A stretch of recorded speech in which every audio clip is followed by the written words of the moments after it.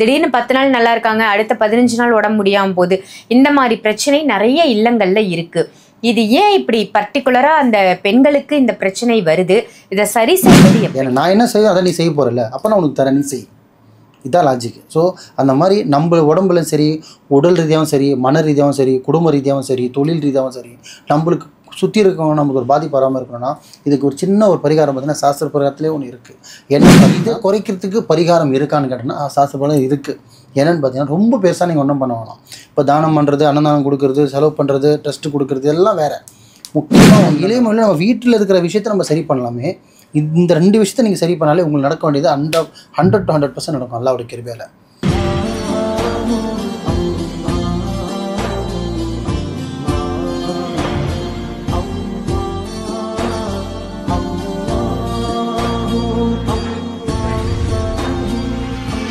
இன்னைக்கான டாபிக் என்ன அப்படின்னு பார்த்தீங்கன்னா, இப்போ ஒரு கூட்டு குடும்பத்தில் இருக்காங்க, இல்லை தனி குடுத்தனமாவே கூட இருக்கட்டுமே, ஹஸ்பண்ட் அண்ட் ஒய்ஃப் இருக்கும்போது அந்த ஒய்ஃபுக்கு மட்டும், அதாவது அந்த பெண்ணுக்கு மட்டும் அடிக்கடி உடம்பு முடியாமல் போகுது, இல்லை உடம்பு சரியில்லாமல் அவங்க படுத்த படுக்கை ஆகிடுறாங்க.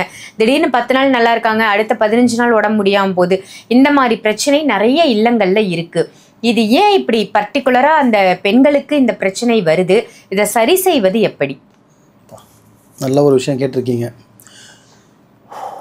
என்னென்னு பார்த்தீங்கன்னா இருக்கிறதுலே வந்து பார்த்திங்கன்னா மறுஜென்மம் மறுபிரிவுன்றது பார்த்திங்கன்னா இருக்கா இல்லைன்னு கேட்டால் 100% இருக்குது, இல்லாமலாம் கிடையாது. ஆனால் ஃபஸ்ட்டு நம்ம இப்போ இந்த ஜென்மத்தில் முதல்ல இந்த பிரபஞ்சத்தில் நம்ம பிறந்திருக்கிறதுக்கு முதல்ல இதில் என்ன ஒன்று முதல்ல சாதிக்கணும். அடுத்த ஜென்மம் பிறக்கிறோம், மறுபிரிவு எடுக்கிறோம், பிரபஞ்சம் நெக்ஸ்ட் பிரபஞ்சம், அதெல்லாம் அப்புறப்பட்ட விஷயம். இப்போ முதல்ல என்ன நம்ம செய்கிறோம் அதுதான் நம்ம அடுத்ததான் என்ன வரப்போகிறோன்னு அர்த்தம். ஸோ இதுதான் மெயினான லைஃப்லேயே நம்ம ஃபஸ்ட்டு இதை மட்டும் தான் நம்ம ஃபாலோ பண்ணோம். அதில் வந்து பார்த்திங்கன்னா நம்ம இறைவன் சொன்னவன் சரி, இது படம் டைலாக கூட எடுத்துக்கலாம். ஆனால் நிஜம் இது தான். நம்மளை சுற்றி இருக்கிறவங்க நம்ம பார்த்துக்கிட்டாலே நம்மளை மேலே இருக்கிறவன் நம்மளை பார்த்துப்பான். இது என்ன உண்மையான ஒரு வார்த்தை. அந்த மாதிரி நம்மளுக்கு ஒரு விஷயம் நடக்கணும் அப்படின்னா அது நம்ம மட்டும் நம்மளுக்காக செஞ்சிட்டா மட்டும் போதாது. நம்ம சுற்றி இருக்கணும் செஞ்சால் கூடவே நம்மளுக்கு வேண்டாமே நல்லது நடந்துடும். எப்படி எதுக்கு எக்ஸாம்பிள் சொல்கிறோன்னா, இப்போ நம்ம 4 பேர் கூட 5ஆவது போகிறோன்னு வச்சுங்களேன், அதில் ஒருத்தன் அடிபட்டுருக்கு, 5 பேர் கோயிலுக்கு போகிறோன்னு வச்சுங்களேன், நம்மளுக்கு நம்ம வேண்டாமையே அந்த 4 பேருக்கு மட்டும் நீங்கள் வேண்டிட்டு வாங்களேன்.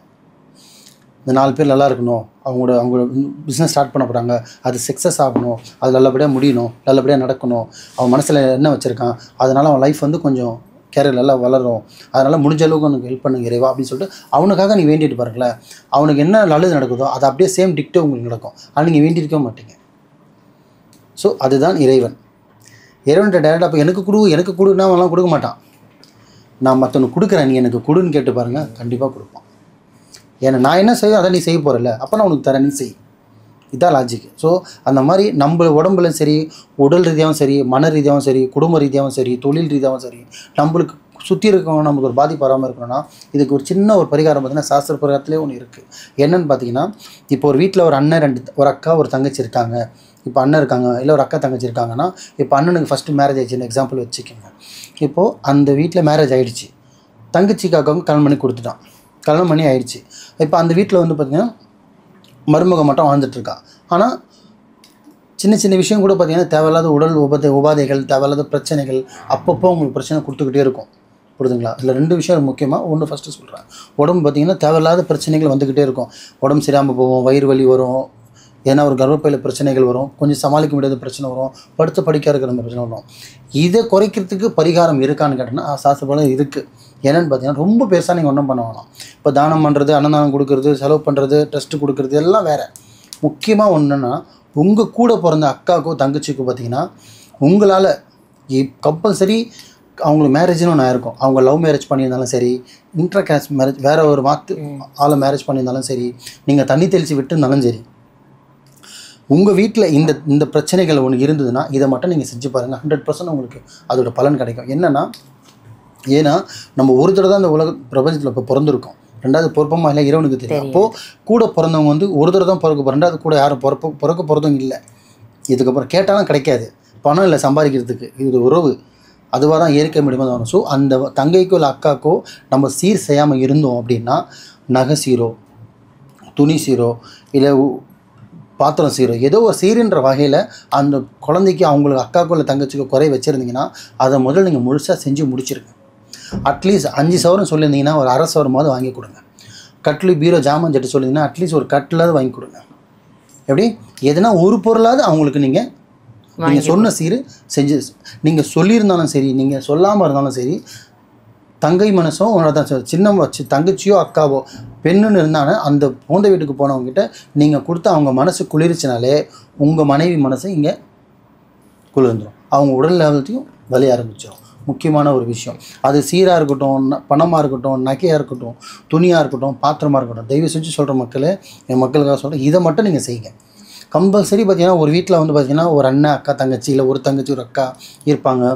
நீங்கள் கல்யாணம் பண்ணிருக்கும்போது பார்த்தீங்கன்னா உங்கள்கிட்ட வசதி இல்லாமல் வந்திருக்கலாம்.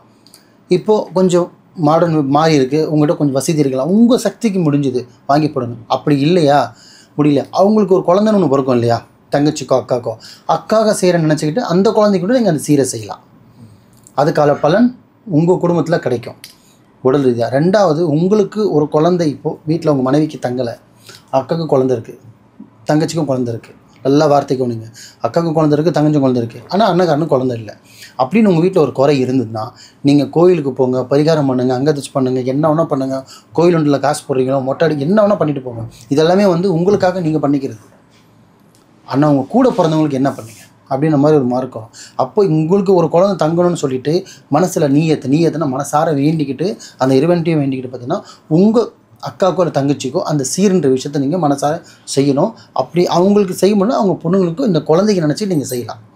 அவங்களுக்கு ஒரு பொண்ணு குழந்தையோ இல்லை ஆண் குழந்தையோ இருந்தாங்கன்னா நம்மளுக்கு குழந்தை பிறந்தா நம்ம என்ன செஞ்சுருப்போமோ, ஒரு துணிமணியோ ஒரு சொட்டு கிராம் நகையோ, முடிஞ்ச அளவுக்கு வெள்ளி கொடுக்கணும்.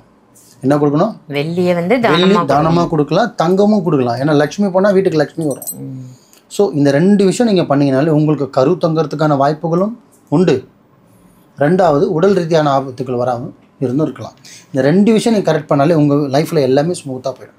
ரொம்ப பெரிய பரிகாரம். ஆனால் இதுக்கு பரிகாரம் இருக்குது. இப்போ நானே பார்த்தீங்கன்னா குழந்தைக்கு பரிகாரமாக எல்லாம் இப்போ எல்லாத்துக்கும் பரிகாரம் உண்டுமா. ஆனால் இளையமொழியில் நம்ம வீட்டில் இருக்கிற விஷயத்தை நம்ம சரி பண்ணலாமே. இந்த 2 விஷயத்தை நீங்கள் சரி பண்ணாலே உங்களுக்கு நடக்க வேண்டியது 100 to 100% நடக்கும் அல்லாஹ்வுடைய கிருபையால். ஸோ ஒன்று, அக்காக்கோ தங்கச்சிக்கோ பணமாவோ நகையாவோ சீருன்னு நீங்கள் சொல்லியிருந்தாலும் சரி, வாக்கு கொடுத்துருந்தாலும் சரி, இல்லை கொடுக்காமல் இருந்தாலும் சரி, இல்லை அவங்க இன்டர்கேரேஜ் மேரேஜ் வேறு பண்ணியிருந்தாலும் சரி, இறங்கி போய் வெக்கம் பார்க்காம போய் செஞ்சுருங்க. இல்லையா உங்களுக்கு கௌரவ குறைச்சலாக இருந்தால் அம்மாண்ட கொடுத்து செய்ய சொல்லுங்கள். புரியுதுங்களா? இல்லைப்பா ஒருவே ஆடலை, நான் எதுவுமே பண்ணல, எனக்கு அக்காவும் இல்லை தங்கச்சியும் இல்லை, எனக்கு இந்த மாதிரி ஒரு பிரச்சனை இருக்குது, இதுக்கு என்ன ஒரு வழி இருக்கான்னு சில பேர் கமெண்டில் கேட்பாங்க. அதுக்கு என்ன பண்ணணும்னா உங்கள் சொந்தத்துலேயோ மாமா இந்த மாதிரி தங்கச்சி உறவில் ஒரு இப்போ பெரியமா பொண்ணுலாம் சொல்லுவாங்க பார்த்தீங்களா, உங்களுக்கு அக்கா தங்கச்சிலாம் கூட பெரியமா பொண்ணு சித்தி அதுவும் தங்கச்சியில் முறை தானே வரும். அவங்களுக்கு கூட இந்த விஷயத்தை நீங்கள் பண்ணலாம். சில பேர் பார்த்தீங்கன்னா ஒரு வீட்டில் ஒரு ஆண் வாரிசு தான் இருப்பாங்க, குழந்தைங்க இருக்காது. இப்போ அவங்களுக்கு எனக்கு இந்த மாதிரி இருக்கு, நான் என்ன பண்ணணும்னு கேட்டிங்கன்னா பெரியமா பொண்ணுக்கோ சித்தி பொண்ணுக்கோ 100% நீங்கள் பண்ணலாம். அவங்களோட குழந்தைங்களுக்கும் நீங்கள் பண்ணலாம். அப்போது உங்களுக்கு 2 விஷயமும் தன்னால் நடக்கும். ஒன்று உடல் உபாதைகள் பிரச்சனையும் குறையும், ஒன்று கருத்தங்கிறதுக்கான வாய்ப்புகள் இருக்குது. ஆனால் நல்ல மனசோட நல்ல உள்ளத்தோடு செஞ்சால் போதும். நம்பிக்கையோடு செஞ்சு பாருங்கள், 200% இதோட ரிசல்ட் கிடைக்கும் அல்லாஹ்வுடைய கிருபையால்.